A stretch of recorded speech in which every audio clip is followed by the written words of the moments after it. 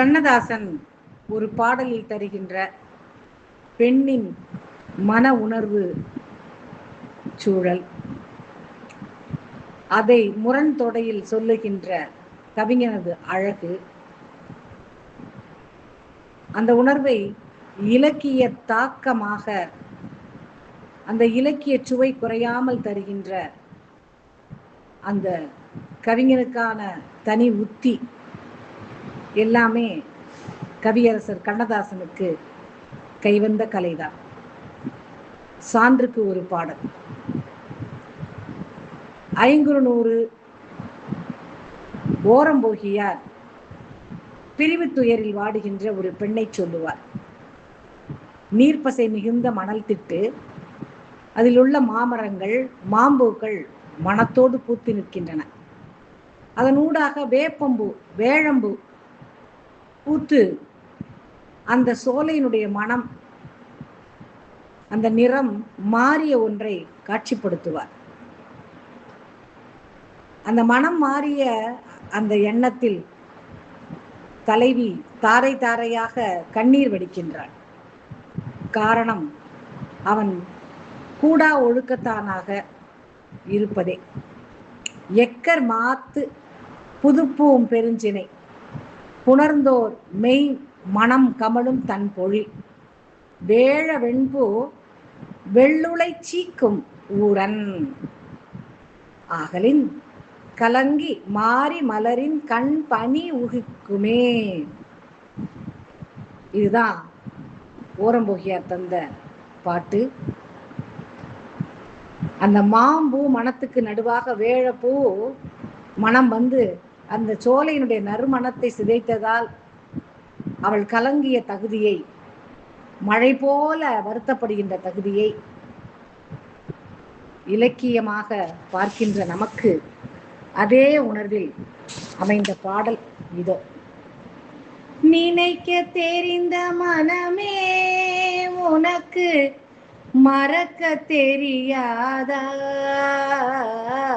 பழக தெரிந்த உயிரே உனக்கு விலக தெரியாதா, உயிரே விலக தெரியாதா, மயங்க தெரிந்த கண்ணே உனக்கு உறங்க தெரியாதா, மலர தெரிந்த அன்பே உனக்கு மறைய தெரியாதா, அன்பே மறைய தெரியாதா, எடுக்க தெரிந்த கரமே உனக்கு கொடுக்க தெரியாதா, இனிக்க தெரிந்த கனியே உனக்கு கசக்க தெரியாதா, படிக்க தெரிந்த இதழே உனக்கு முடிக்க தெரியாதா, படர தெரிந்த பனியே உனக்கு மறைய தெரியாதா, பனியே மறைய தெரியாதா, நினைக்க தெரிந்த மனமே உனக்கு மறக்க தெரியாதா, பழக தெரிந்த உயிரே உனக்கு விலக தெரியாதா, கொதிக்க தெரிந்த நிலவே உனக்கு குளிர தெரியாதா, குளிரும் தென்றல் காற்றே உனக்கு பிரிக்க தெரியாதா, பிரிக்க தெரிந்த இறைவா உனக்கு இணைக்க தெரியாதா, இணைக்க தெரிந்த தலைவா உனக்கு என்னை புரியாதா, தலைவா என்னை புரியாதா.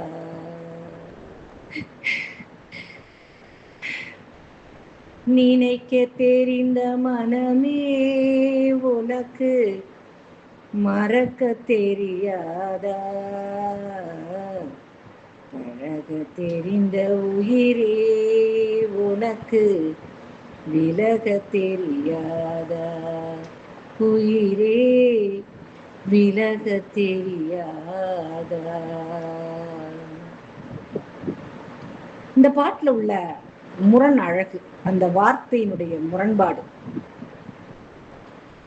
நினைப்பு, மறப்பு,